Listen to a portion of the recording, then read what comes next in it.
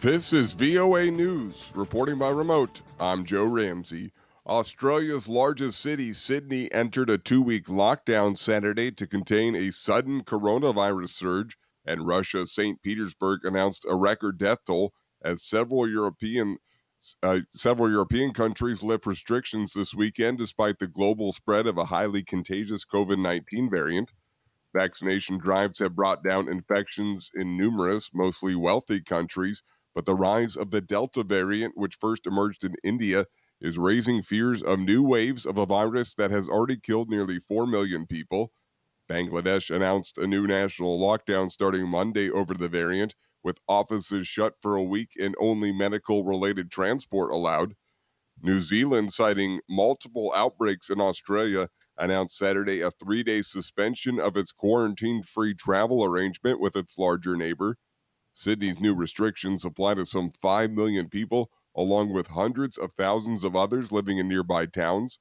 The pandemic is slowing down globally, with the World Health Organization now reporting the lowest number of new cases worldwide since February and decreasing deaths attributed to COVID-19. But concerns over the Delta variant have prompted new restrictions in countries that had previously managed to bring the virus under control. WHO Chief Tedros Adhanom Ghebreyesus said Friday Delta is the most transmissible of the variants identified so far. It's been identified in at least 85 countries, and it's spreading rapidly among unvaccinated populations. While several studies have shown that vaccines are slightly less effective against Delta, they are still highly effective, but only after a second dose. You can find more on these stories at voanews.com or on the VOA mobile app. This is VOA News.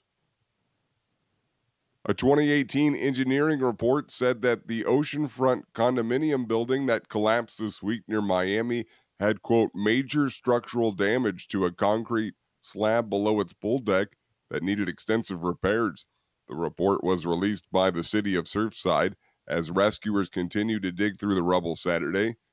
They're trying to find any of the 159 people who remain unaccounted. At least 4 people were killed. The engineering report did not warn of imminent danger from the damage, but it did note the need for costly repairs to fix the slab, as well as damaged concrete columns, beams, and walls in the parking garage.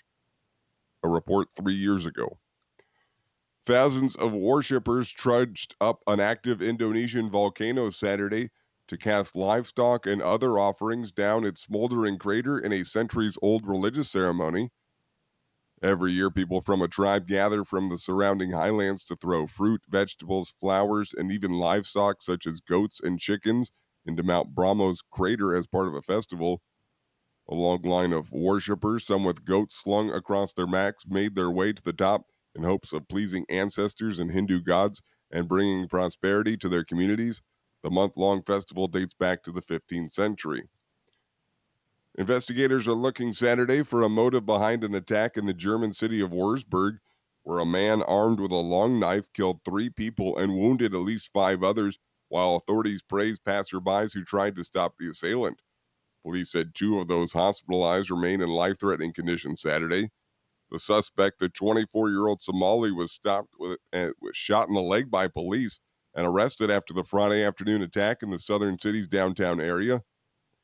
Videos posted on social media showed people surrounding the attacker and trying to hold him at bay with chairs and sticks. The Tour de France got underway Saturday from the western port city of Brest, returning to its traditional slot in the calendar after last year's edition was pushed back to September because of the coronavirus pandemic.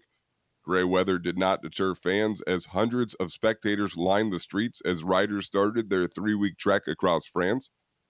The first stage is a mainly flat 198-kilometer, 123-mile course featuring an uphill finish. The defending champion is a 22-year-old Slovenian.